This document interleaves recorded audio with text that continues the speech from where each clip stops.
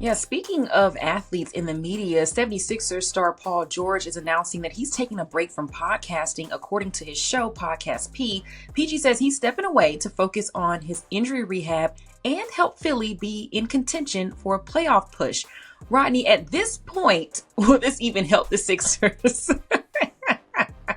If the options were to stop playing basketball this year or stop podcasting, he should have stopped playing basketball. Paul George has looked really bad this year. He needs to sit the hell down. I had high expectations for the Sixers coming into this season, and he was a big part of that. And Paul George has looked like anything other than the Paul George that I've come to know, love, and appreciate. He actually did not say playoff contention. He said championship contention. Oh, okay, sorry. I'm sorry. He's stopping podcasting to help the Sixers win a championship. And I don't know if they're going to be demoted to the G League or the NCAA tournament, and that's what he means. But this is crazy. That's crazy. I mean, we have a show, and so we know that like sometimes podcasts can be demanding. And so I always kind of think that it's interesting when players are doing shows in the middle of the season. You know, I just feel like, when are you really having time to like do everything that you need to do, especially with watching film? I mean, you're in the NBA, so it's not like the NFL where you only play once a week.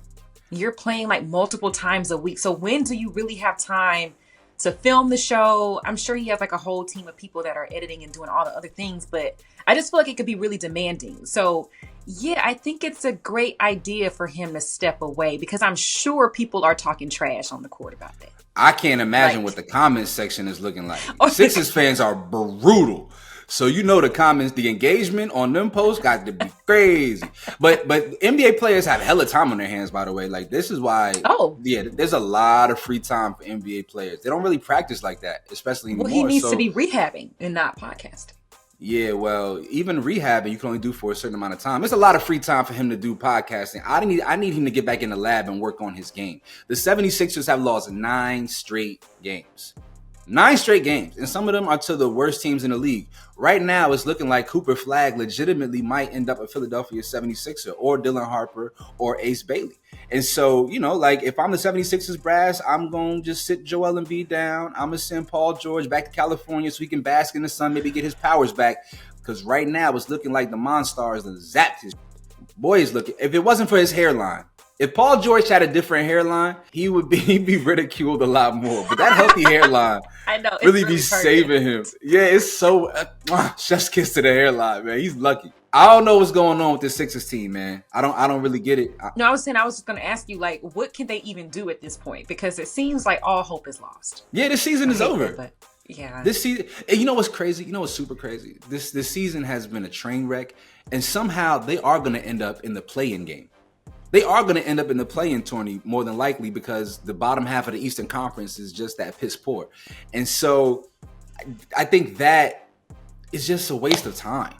It's a waste of time for everybody. They don't want to be there. Joel Embiid needs to be shut down for the season. Obviously, he's moving. Like, I don't know how old Joel Embiid is, but he don't look the age that is on his Wikipedia page. Okay, wait a second. What is his age? How old is Joel, he? I think they got Joel at 30 or 31 or something, like 30, 31. No, this man was born in 1994. I don't believe you.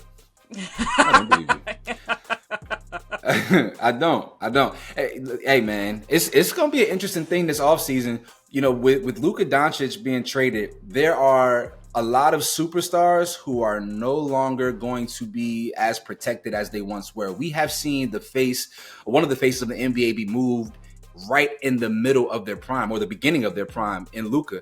And so now teams might not be so married to the idea that they had to keep these players like a Joel Embiid, like a Paul George, like a Ja Morant even on their rosters, you know, throughout the entirety of these 5-year contracts. So you feel like if the Sixers parted ways with Joel Embiid, that would be a good thing or a bad thing? I think it's a good thing. I think he actually needs to be somewhere else. I think the culture of the Philadelphia 76ers, when he was first drafted, set the precedent for his career, right? He was coddled. He was babied. They taught him how to lose before they taught him how to win.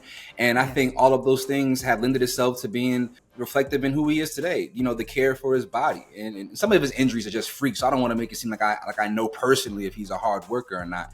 But I do know that sometimes where you are drafted will dictate how your career goes. And he was drafted into a hopeless situation. And by all measures, it looked like his career is trending in the same direction still. Yeah. And I feel like Sixers fans need like a refresh, you know, like I hate that they had to trust the process and then the process has ended up with this. So, and unfortunately, when you think of trust the process, you think of Joel Embiid. So I feel like they got to kind of go in a different direction completely for them. I think he's the last piece. He's the last piece of that process. Philly messed up. They could have drafted a number of different players. They could have drafted Jason Tatum. You know what I mean? Instead, they drafted Markelle Fultz. They could have drafted who was in the Ben Simmons draft? I can't remember. Maybe it was Jaylen Brown. They bombed. There's no other way to say it. But y'all let us know your thoughts on Paul George stepping away from podcasting. Do you think this will help the Philadelphia 76ers in this season with some level of decency and self-respect? Or do you feel like you should have just kept podcasting because the Sixers are going to be asked regardless? Let us know your thoughts in the comments.